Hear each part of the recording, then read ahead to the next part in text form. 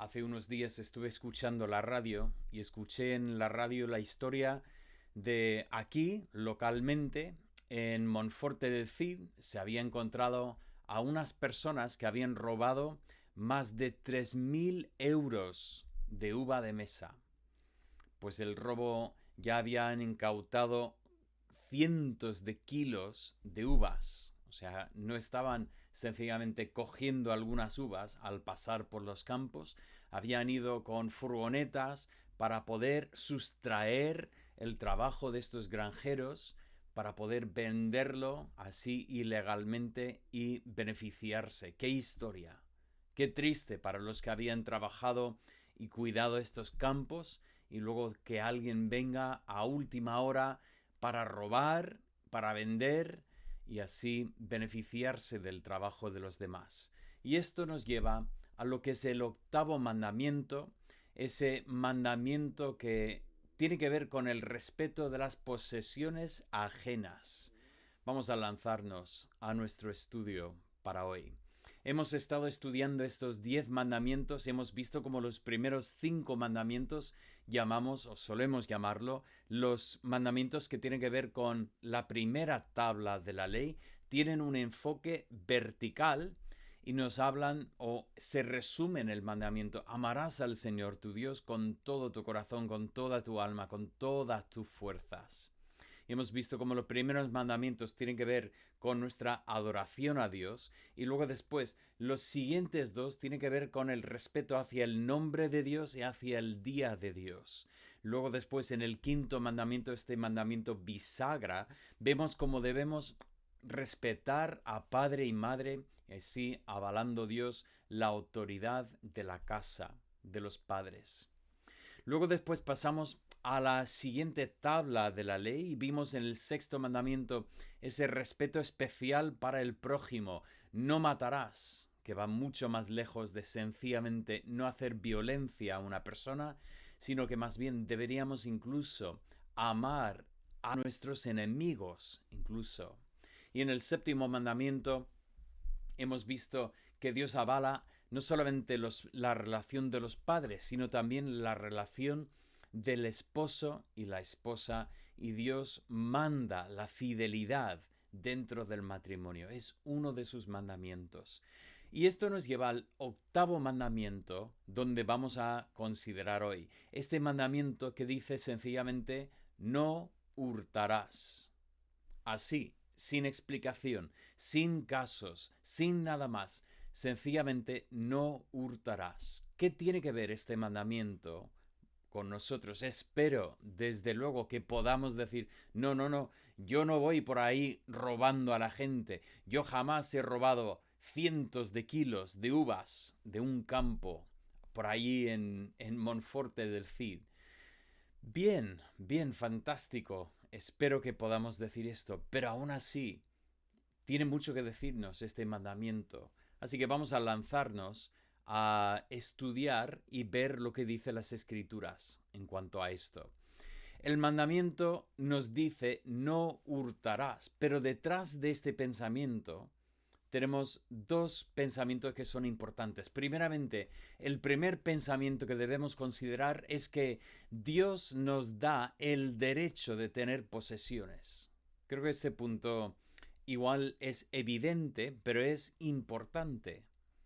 Es que no es incorrecto que una persona tenga posesiones. Ahora me dices: David, ¿cómo sacas esto? Bueno, es que para poder hurtar algo, primeramente algo tiene que pertenecer a una persona.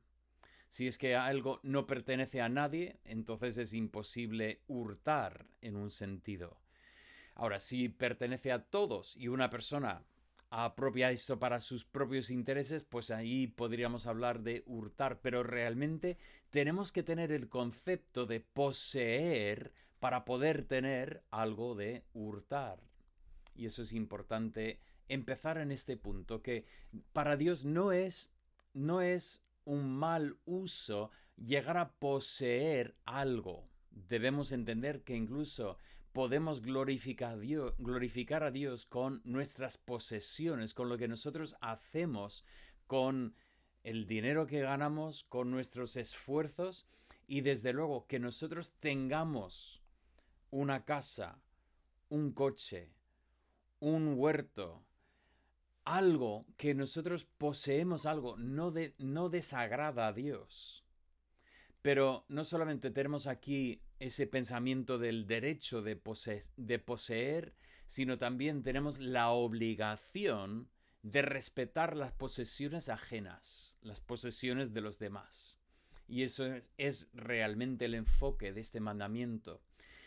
Un poco más adelante veremos en el último mandamiento que Dios habla más del motivo detrás de ese pecado en el octavo mandamiento. Dios nos habla de la codicia, que muchas veces es lo que impulsa ese robo que estamos viendo aquí. Pero primeramente notamos este pensamiento. Podemos poseer, pero cuidado, a la vez que nosotros poseemos, debemos respetar lo que poseen los demás. Cuando cogemos este pensamiento, entonces, y empezamos a edificar sobre el pensamiento, lo que vemos es que llegamos al contexto bíblico, y está tardando un momento en cargar el diapositiva, pero en el contexto del mandamiento lo que vemos es en el Antiguo Testamento tenemos varios tipos de robos. Bueno, en el Antiguo Testamento, en toda la Biblia y en el mundo que nos rodea, tenemos varios tipos de robo. Primeramente, tenemos un tipo de robo que es algo terrible, es un robo por violencia. He dicho en la Biblia entera porque notamos, por ejemplo, en varias ocasiones en el Nuevo Testamento vemos este tipo de robo. Dice Jesús en el Sermón del Monte, Mateo 6, que debemos tener cuidado de poner nuestro tesoro en el cielo. ¿Por qué? Porque si tenemos todo nuestro tesoro aquí en la tierra, cuidado, ¿puede un ladrón hacer qué?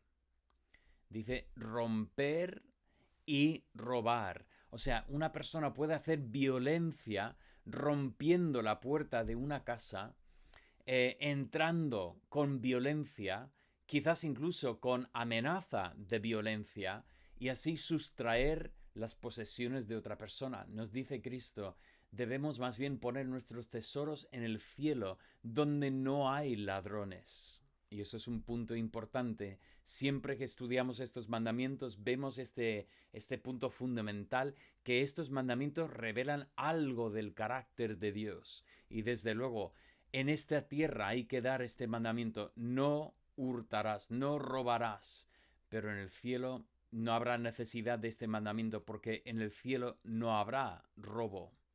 Tenemos este pensamiento en Mateo 6, que alguien puede hacer violencia. Jesús utilizó este pensamiento cuando contó la parábola del buen samaritano, aquel pobre judío que descendía hacia Jerusalén, o más bien, subía hacia Jerusalén, nos dice que cayó en manos de ladrones. ¿Y qué hicieron estos ladrones?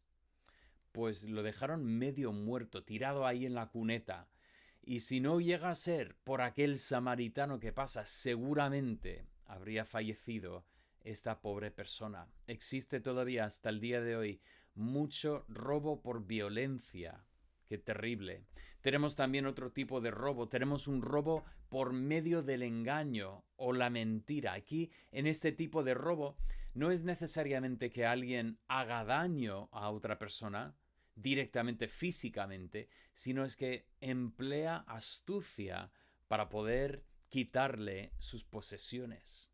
En Levítico 19:11 dice, no hurtaréis, y a continuación dice, y no engañaréis ni mentiréis el uno al otro.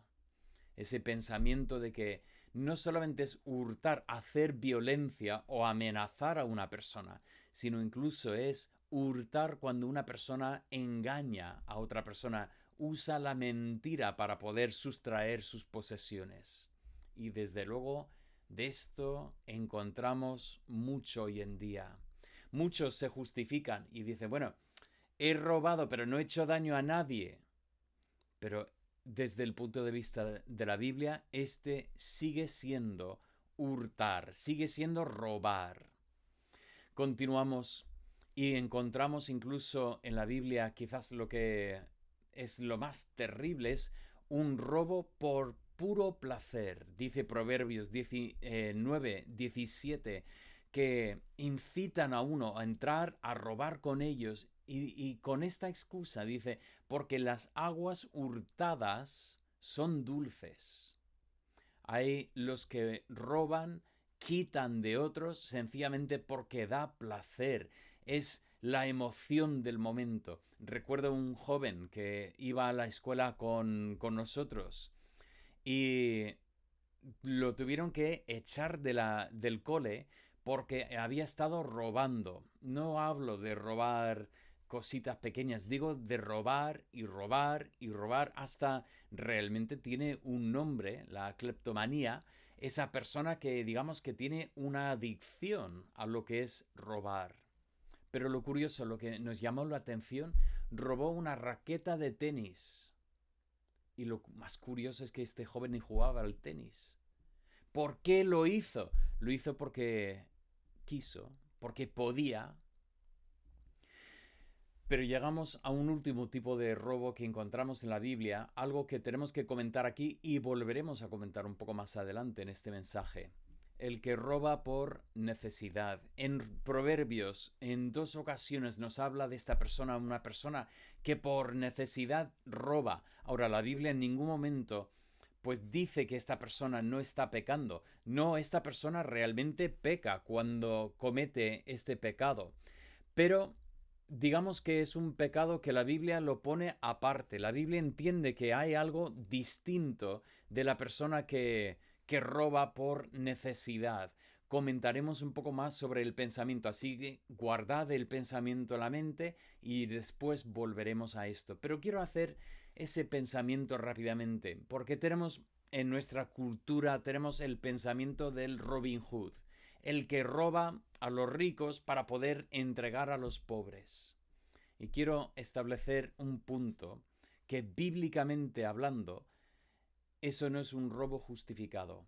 Bíblicamente hablando, incluso la persona que roba de los ricos, está bien, ¿no? Robar de los ricos, pues no. No, la Biblia jamás justifica esto. Más bien, la Biblia lo pone en términos que Dios es el que se encarga de la venganza. Si los ricos son ricos porque han trabajado, primeramente, pues enhorabuena. Ser rico no es un pecado ni es algo castigado por Dios.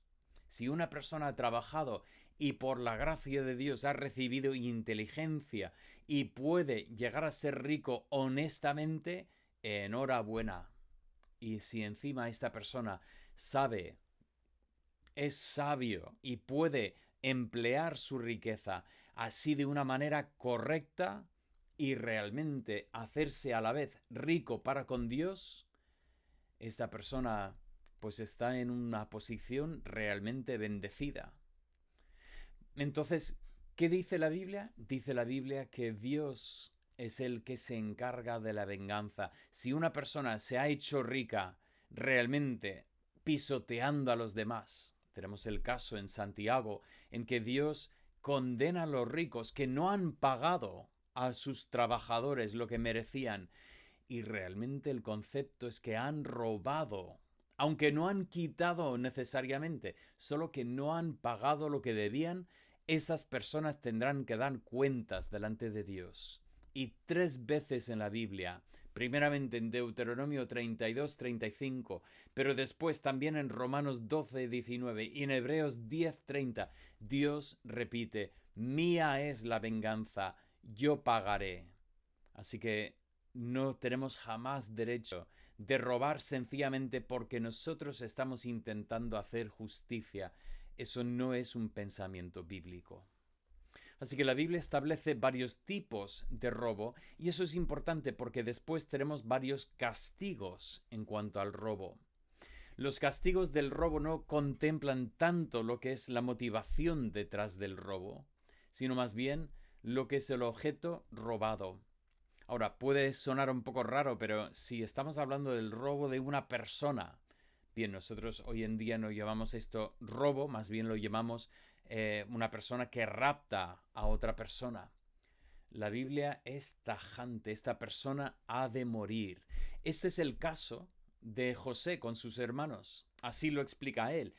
Sus hermanos le habían robado, le habían pues capturado, la habían vendido así y realmente, según la ley de Moisés, estos hermanos hubieran caído bajo el castigo de la muerte.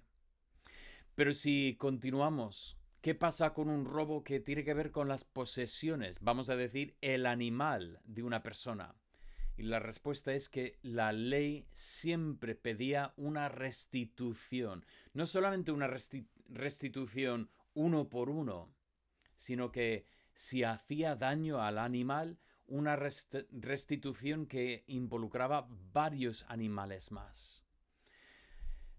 Volviendo a hablar un poco de historias que he visto. Recuerdo la historia de un chaval que robó pues unos... Mi madre hizo una exposición de arte, mi madre es artista, hizo una exposición ahí en la universidad donde trabajaba y ahí tenía pues varios instrumentos, varias plumas.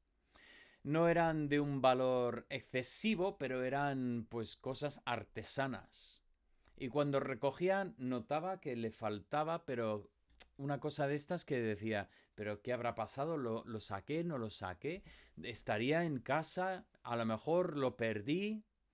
Y ya pasaron algunos meses y un estudiante le escribió una carta confesando que él había visto lo que ella había puesto en la exposición y había robado, había sustraído estos artículos. Entonces, el chico en la carta le pedía perdón, incluso el chico hizo unos dibujos de lo que él había robado, pero lo que jamás hizo era intentar darle el valor de los objetos robados ni devolverle los objetos robados. Y mi madre se quedó con el dibujo solamente, que poco le servía el dibujo de lo que el chico había robado. Pero qué pena, porque esto no es bíblico. Sí, es correcto que el chico confiese su pecado.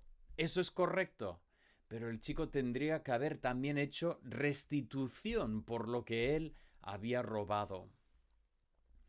Encontramos en la Biblia múltiples ejemplos de personas que robaron. No es una lista exhaustiva, pero encontramos, por ejemplo, Raquel que robó los dioses de su padre. Es curioso que su esposo estaba muy preocupado que Labán le iba a acusar de robar sus animales. Y al final Labán le acusó de robar a sus nietos. Pero era a Raquel la que robó estos ídolos de la casa de su padre. José acusó a sus hermanos de robar esta copa. Qué interesante, ellos la habían robado a él, nosotros diríamos raptado y vendido a José, pero José les acusó de robar su copa y específicamente al pequeño Benjamín. También encontramos a Can en Jericó, que nos dice la Biblia que robó. ¿A quién robó? Robó a Dios. Porque todo lo que estaba en esta ciudad, que no se iba a destruir, iba destinado al tabernáculo de Dios. Y sin embargo, él vio la plata, el vestido, él decidió que él merecía tener estas cosas y así de esta forma robó a Dios. También en el Nuevo Testamento nos dice el Nuevo Testamento que Judas Iscariote estaba tan ofendido cuando María ungió los pies de Jesús con ese perfume tan caro. Y nos dice el Evangelio de Juan que esto lo decía no porque estaba preocupado por los pobres, sino porque él sustraía de la bolsa. Tenemos aquí un ejemplo de un hombre que robaba, tenía ese punto débil que quería quitar lo que pertenecía a los demás. Pero también encontramos ejemplos en la Biblia claros en que personas decían, no he robado a nada, sobre todo los líderes. Notamos en Moisés. Moisés estaba tan ofendido cuando Coré y sus seguidores acusaron a Moisés de intentar ser una autoridad, de ser así un dictador. Y dice Moisés, yo no les he quitado ni un asno. Es que Moisés estaba allí no para lo que podía sacar de ellos, sino porque Dios le había llamado. También cuando Samuel se encuentra en la situación en que el pueblo pide a un rey para ellos, Samuel también saca ese tema y dice, ¿qué os he hecho? No he robado nada, no os he sacado ni un buey de vosotros. Y ese pensamiento de un líder completamente desinteresado, que no está ahí para poder aprovecharse. Entonces, no es sorprendente cuando llegamos al Nuevo Testamento que Pablo, el apóstol Pablo, dice exactamente lo mismo. Dice que él no ha sacado nada de nadie, no ha intentado aprovecharse de los demás. Y cuando llegamos a su carta a Timoteo y también a Tito, donde establece pues el comportamiento para los pastores y los diáconos, es importante enfatizar que si sirves en el ministerio, no debe ser por ganancias deshonestas. Es verdad que la Biblia dice que el que predica el Evangelio merece vivir por el Evangelio. Es correcto que por predicar el Evangelio pueda vivir, pueda comer y hacer su vida, hacer una vida digna. Pero cuidado, la persona que está en el ministerio para intentar aprovecharse de los demás es una persona que es antibíblica en cuanto al ministerio. Pues la Biblia también habla claramente de la solución. La solución la encontramos en el Nuevo Testamento. Dice Pablo así a los Efesios en el capítulo 4, versículo 28. El que hurtaba, interesante, lo pone en pasado. No el que está hurtando, sino una persona que llega a conocer a Cristo y ya Cristo le trae convicción sobre lo que es hurtar. Dice, no hurte más, ¿vale? Al conocer a Cristo debe haber un cambio en nuestras vidas.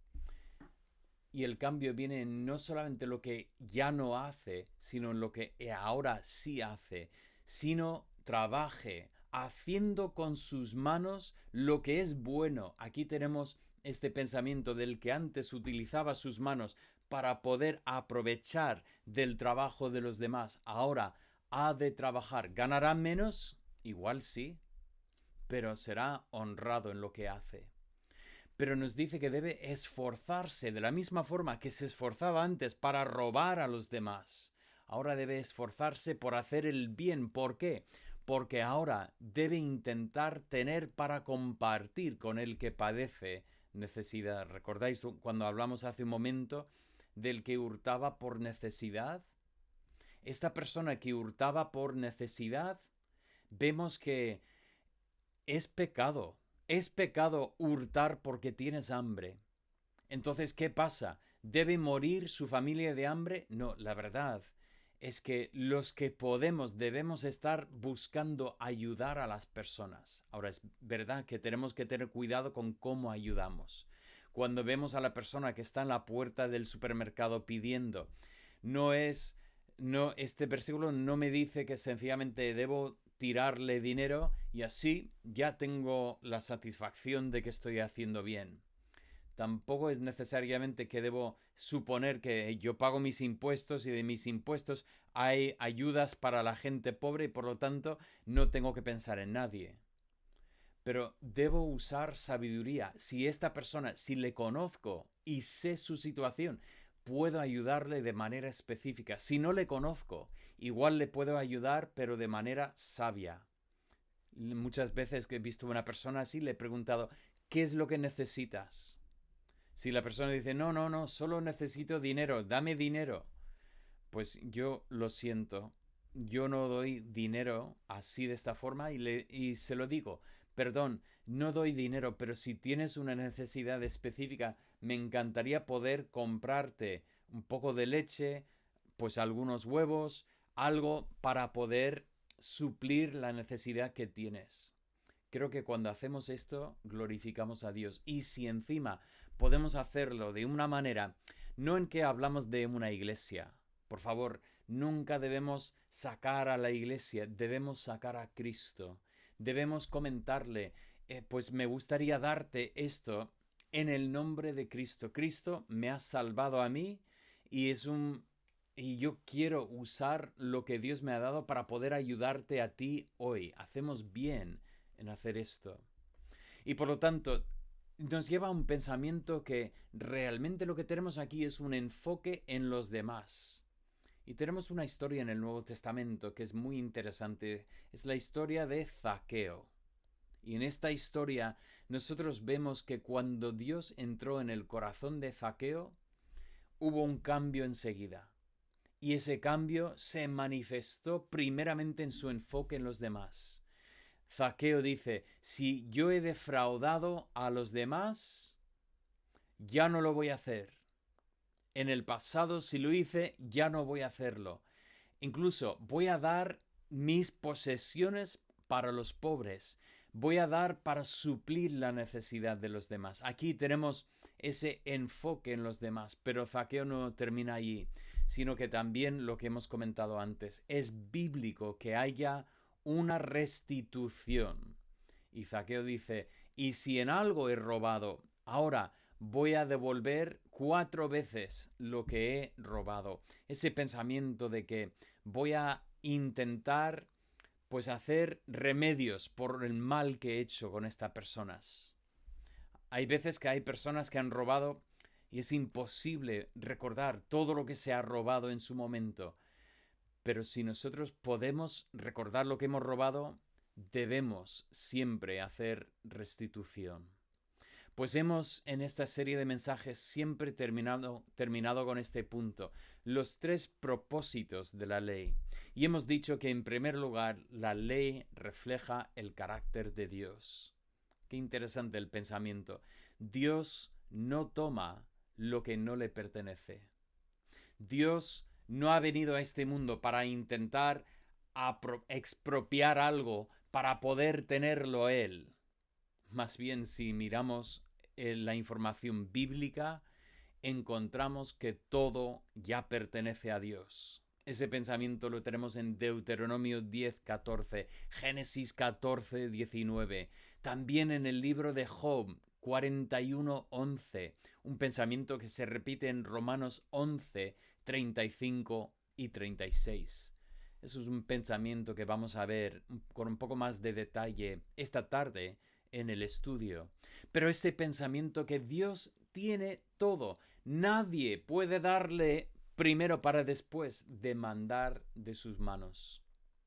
Un pensamiento que Dios no roba, Dios no toma lo suyo. Fíjate, incluso en cuanto a nosotros, Dios nos llama para que vayamos a Él. Dios no a la fuerza nos obliga. Dios no sustrae para sus propios intereses. ¿Y qué de nosotros? ¿Reflejamos el carácter de Dios?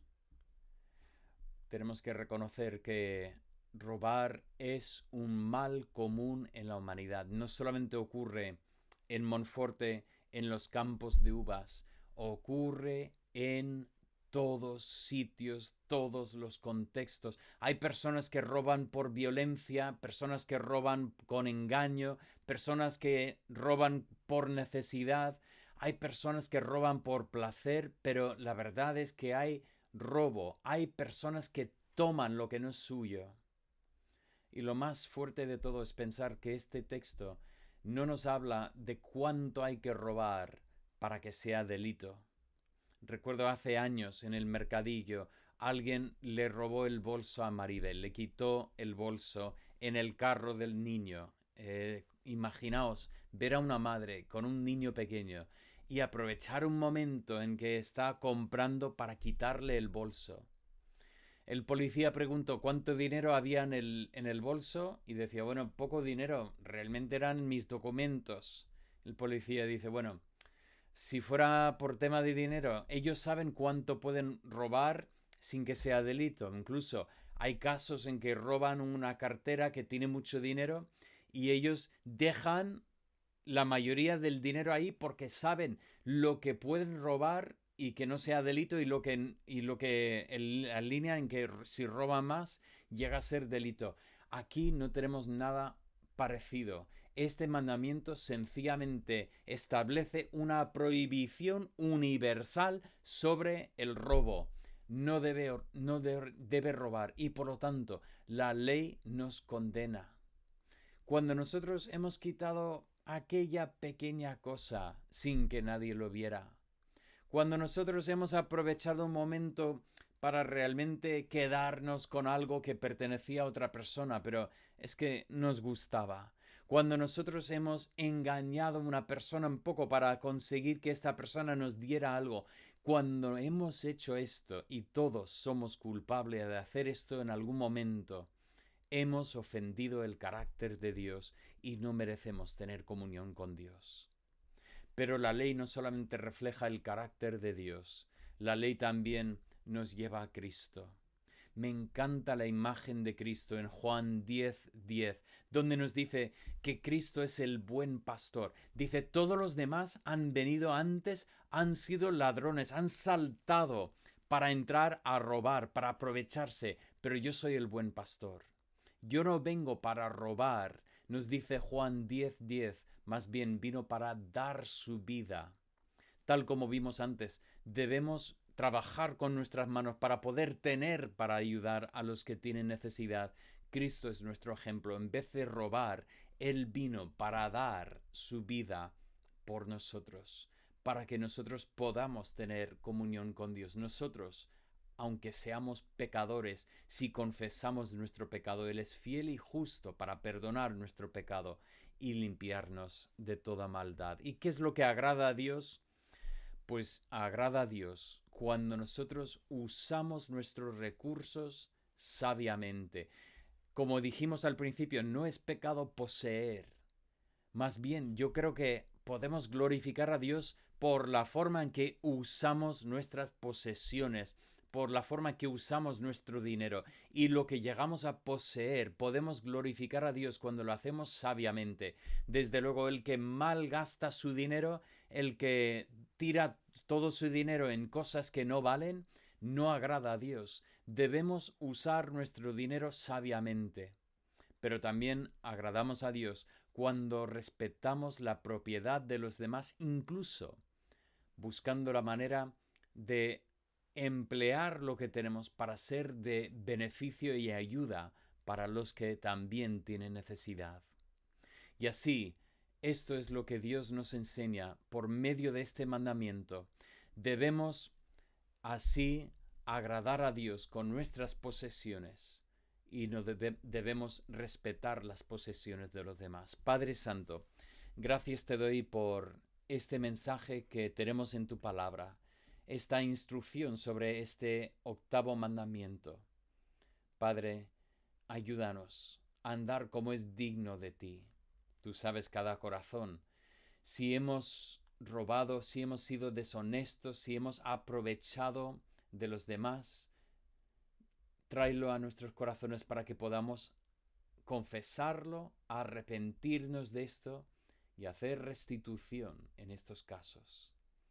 Pero más bien, ayúdanos también a trabajar con nuestras manos para poder ayudar a los demás y así de esta forma reflejar para un mundo que tanto lo necesita el carácter de nuestro Señor Jesucristo.